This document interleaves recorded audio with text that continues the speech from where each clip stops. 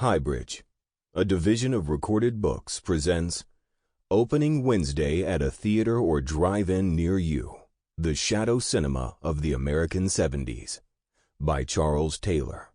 Read by A.T. Chandler.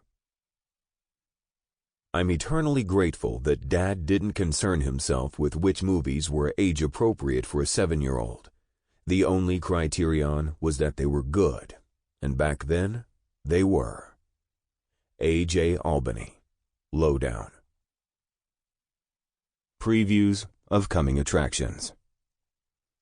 40 years on, the 1970s remain the third, and to date last, great period in American movies. The late teens and 20s gave us the lyrical flowering of silent movies, the 30s through the 50s, the sustained and breathless articulation of the language of classical American narrative cinema. These were the decades in which every now familiar genre found its definitive form.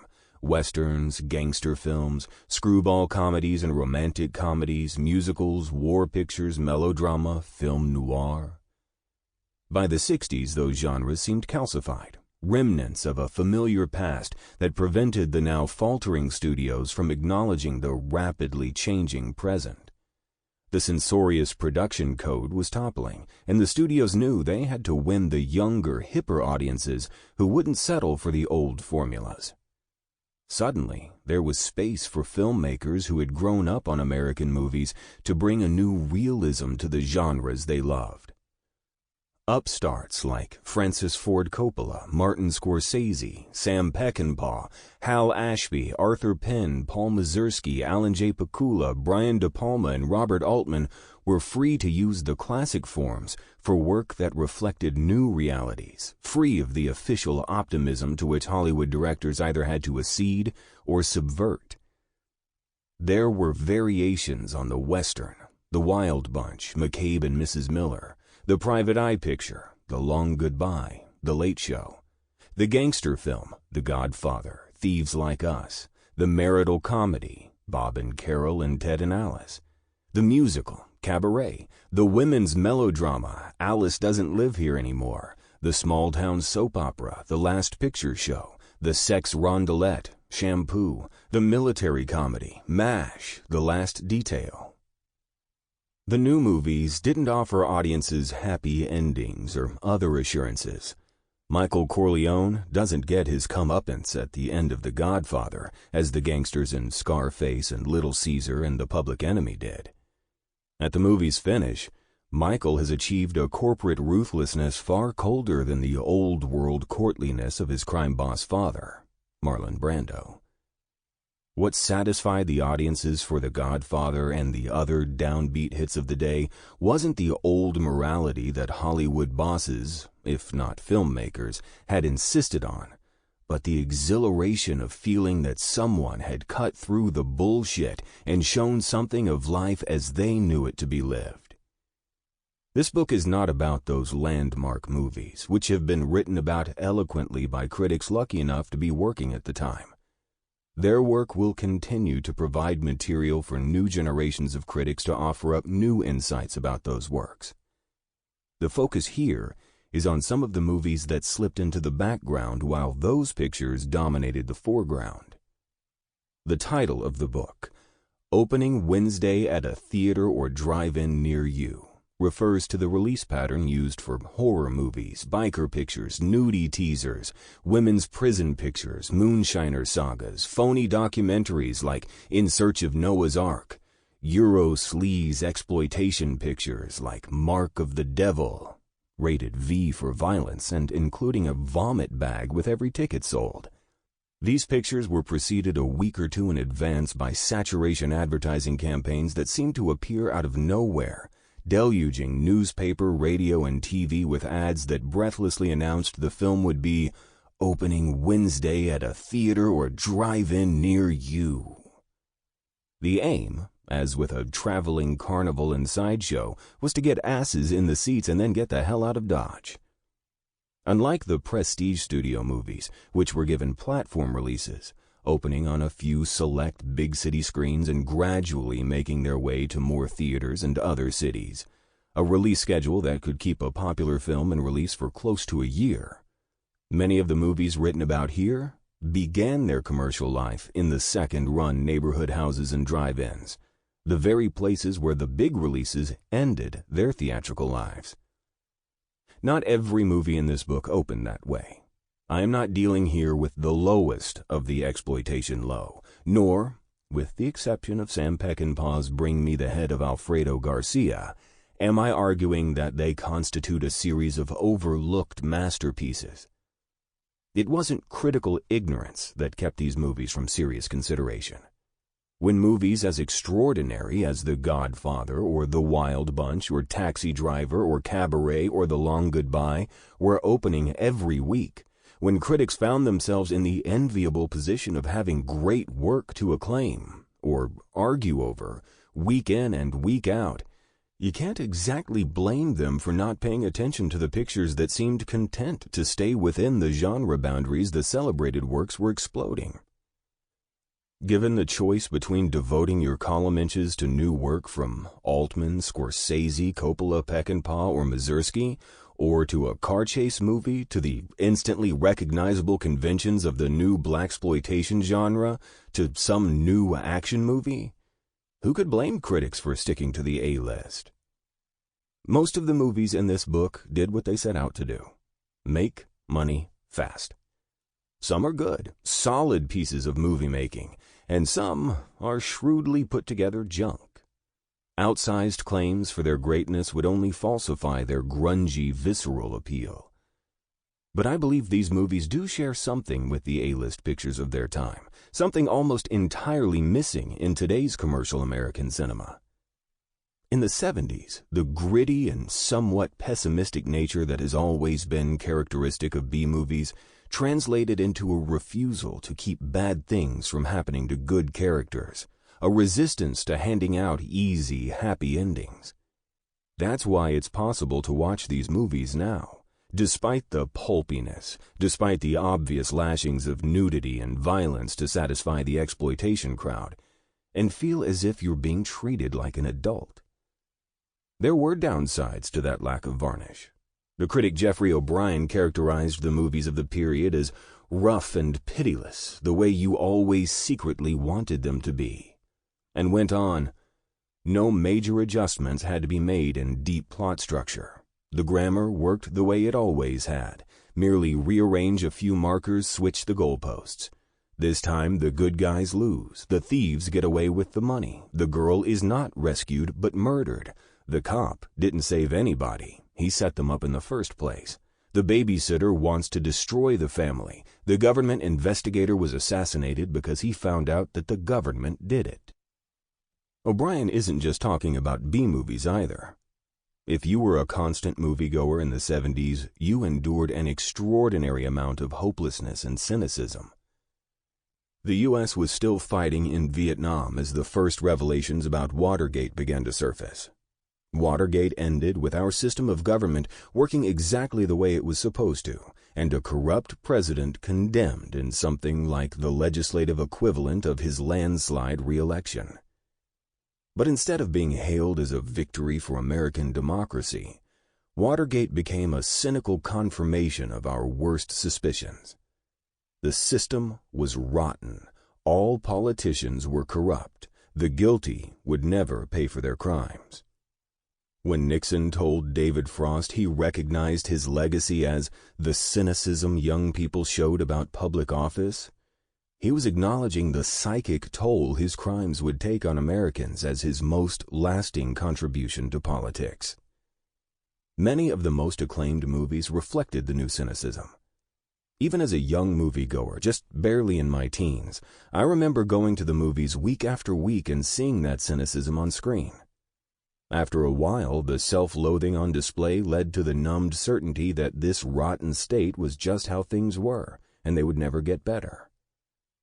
I don't see that easy cynicism in the movies that are the subject of this book. Pessimism, yes, but that's a different creature. There's the sense that the deck is stacked and the characters might not amount to much, but there's a certain pleasure to be taken in the hard honesty of these pictures. There's comfort in someone leveling with you. pessimism doesn't leave you feeling unclean the way the cheap and easy despair of some of the bigger pictures did, like Chinatown, which said that the corrupt powermongers would continue their figurative and literal rape of the land and the people, and there was nothing to be done about it.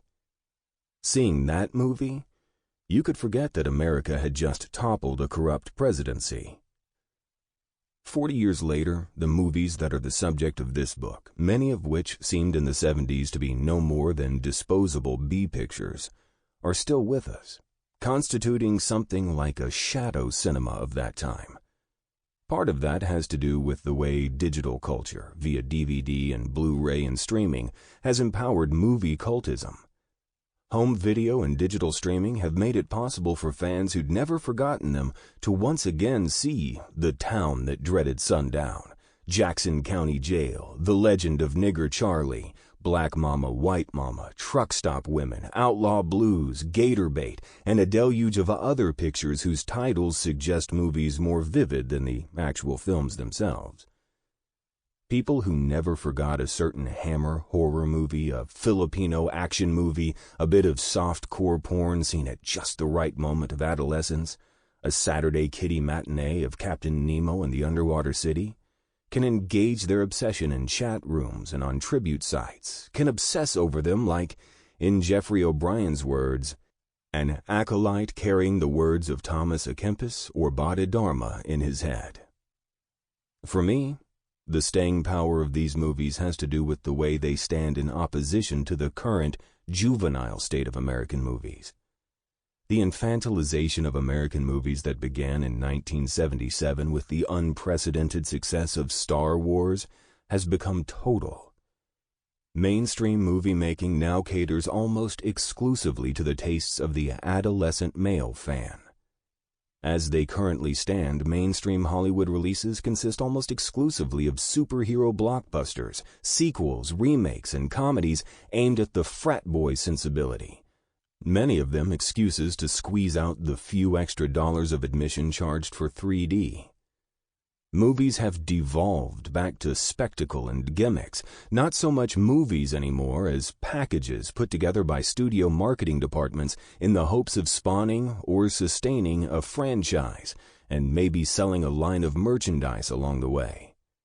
Reboots, the periodic recycling of a property to lure in a new generation for whom the movies that are just 4 or 5 years old are antiques, are factored into release schedules, which are now sketched out 5 years or so in advance. Theatrical runs have become temporary stops on the way to home video release, which accounts for a substantial amount of a movie's gross. Disposability is the goal, the constant determination to make the audience hungry for new product. Consequently, what's happening in contemporary movies is not just the destruction of content, but the destruction of the idea of content. What counts in most mainstream blockbusters are explosions, crashes, and constant displays of computer-generated imagery. The narratives are nonsensical, and so is the filmmaking. The incessantly moving camera and the warring blender editing that keeps shots to no more than 2 or 3 seconds destroy any ability to tell where characters are in physical relation to one another, thus eroding any kind of suspense and depriving us of any emotional stake in the outcome. We're not watching stories or characters anymore, but brands. We're not even watching movie stars. The deluge of trailers that precede movies in theaters or the ads that adorn billboards and buses almost never mention who's in these blockbusters. Part of this was swirling around unarticulated in my head one night a few summers back when I went to New York City's Anthology Film Archives to see Jonathan Kaplan's 1975 trucker vigilante movie White Line Fever. Anthology, founded in 1970 by, among others, underground filmmakers Jonas Mekas and Stan Brakhage, is by far the most avant-garde and daring rep house in New York, devoting its programming to experimental work as well as commercial pictures they believe deserve another look. White Line Fever was shown as part of a series of 70s genre movies that, at the time, were not available on home video. I went because I'd enjoyed some of Kaplan's other B-movies, like the Teens on the Rampage picture Over the Edge and Heart Like a Wheel, a biopic about the race car driver Shirley Cha-Cha Muldowney.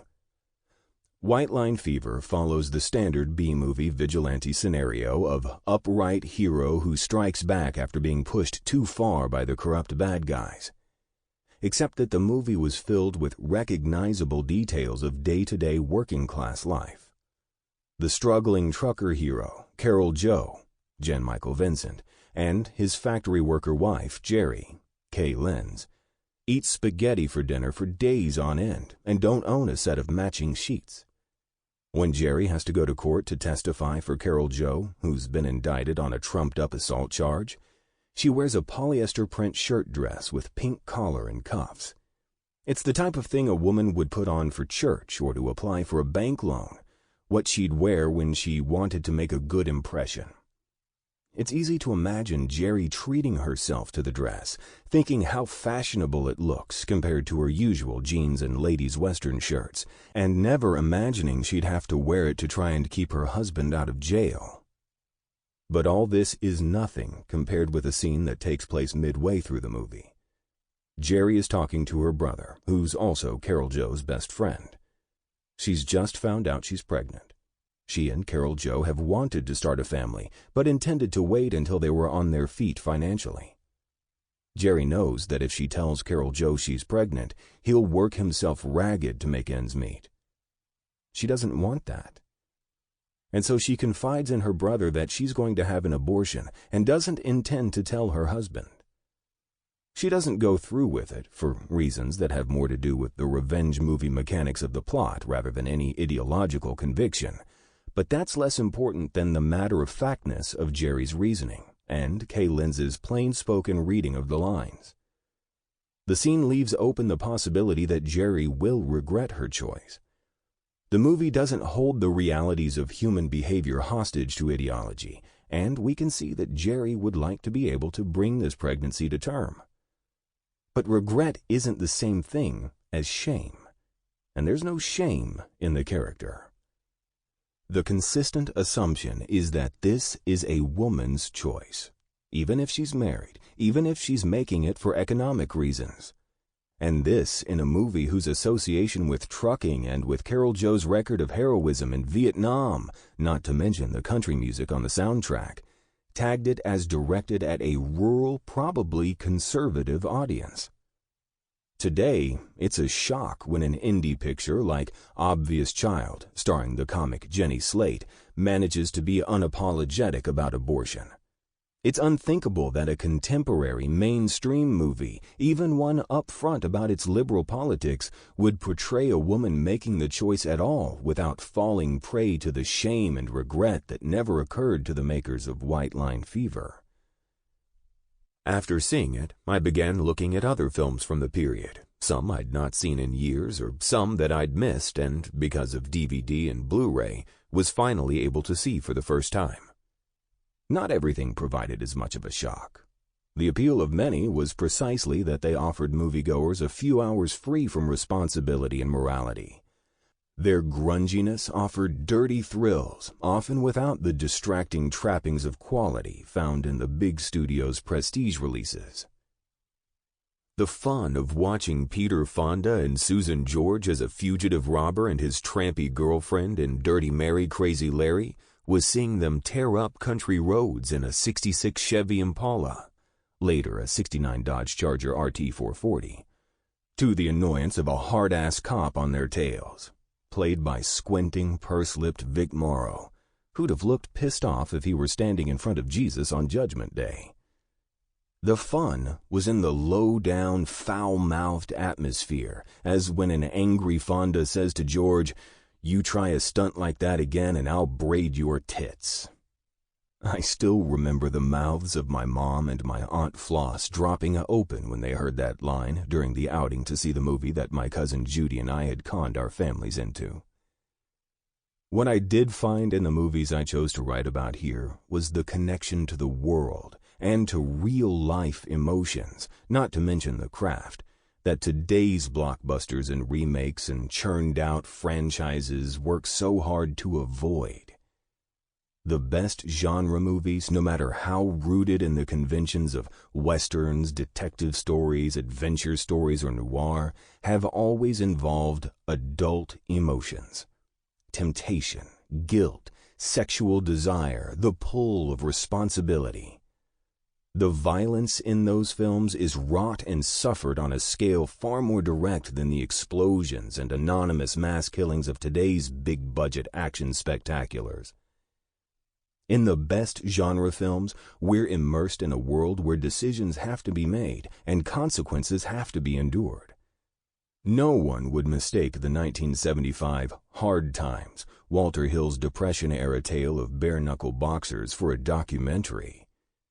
But when a waitress tells Charles Bronson that his nickel cup of coffee entitles him to only one refill, you get an immediate sense of the desperate straits of the time, the need to weigh every penny. The small towns, gas stations, and two-lane highways, the diners of Vanishing Point, Two-Lane Blacktop, Citizens Band, and other movies are all but absent from today's screens, as are the seamy views of American cities that you get in Prime Cut, Hickey and Boggs, and Cisco Pike. Opening Wednesday at a theater or drive-in near you does not claim to be a comprehensive history of American genre movies of the 70s. Many readers may never have heard of most of the movies in this book. That is precisely my point. I wish these essays to serve as both introduction and explication. My method is discrete, more akin to a mosaic than an overview, drawing on elements of sociology, history, and political commentary. I believe good criticism must evoke the experience of encountering a work, and that's what I aim to do here. I want not just to describe the experience of seeing these movies, not just to suggest what keeps them worth watching, but to use them to unlock their time, to suggest what they managed to contain of America in the moment they were made. When I finished the book, I realized that 3 American filmmakers kept turning up as touchstones again and again. I offer these brief sketches for the reader. Preston Sturges, the greatest American comic filmmaker of the sound era, took in territory that included both high society, The Lady Eve, The Palm Beach Story, and small-town America, The Miracle of Morgan's Creek, Hail the Conquering Hero. But whether we're in a New York supper club or the local diner, democracy in a Sturges film is a kind of shared delirium, a meeting place of the awed, the obsessed, the agitated, the pixelated, the soft-headed, and the wisecrackers. The films are suffused with a cracked warmth, Sturges's realization that there is nothing so odd as the ordinary American. Howard Hawks, a conservative in real life, was classical Hollywood's great modernist. In Hawks's films, such as Only Angels Have Wings, To Have and Have Not, The Thing from Another World, Rio Bravo Hatari, and El Dorado, communities are always makeshift groups of drifters who coalesce around some common task or purpose. They may be trying to escape a past in which what they are has been held against them, but none try to escape their identities. The characters meet the task at hand by not thinking much beyond the present. Hawks's groups constitute outposts where democracy works as it was meant to, where the group becomes the place in which every member finds the highest and best version of their own individualism. The communion of the films comes from the fierce respect for personal competence, an honest but never cruel acknowledgement of flaws, and a belief that human beings have the strength to transcend those flaws. If Hawks was Hollywood's greatest modernist, John Ford was its great traditionalist, and I confess he is a director who has often won my respect more than my love. But I would love John Ford if he had done nothing more than Stagecoach, a film that occupies the place in American movies that The Adventures of Huckleberry Finn does in American literature. The film is often called the greatest traditional Western, and yet nothing in it is settled. In Stagecoach, Ford explores the essential tension of American life, the desire to belong and the desire to light out for the territories. And it's a film where the most honorable community consists of outsiders, an outlaw, a prostitute, a drunk, a gambler, who come together to save each other after being rejected by the pillars of frontier civilization, the people who've already transformed the pioneer spirit into a nascent version of small-town prudishness. At the end of Stagecoach, the outlaw and the prostitute ride off together to make a home, while the drunk and the sheriff wave them goodbye, praying they will be spared the blessings of civilization. Sturgis's oddballs, Hawk's adventurers, and Ford's outcasts carry with them a faint hint of the disreputability that colors each of the films in this book. More important, these are the three filmmakers who, for me, have been most involved with exploring the tension between community and individuality, between responsibility and the pursuit of happiness that are at the heart of American life and American art. That none of them would have described their work in such a way is part of its greatness. Nor am I interested in reducing the movies in this book to easily digestible themes.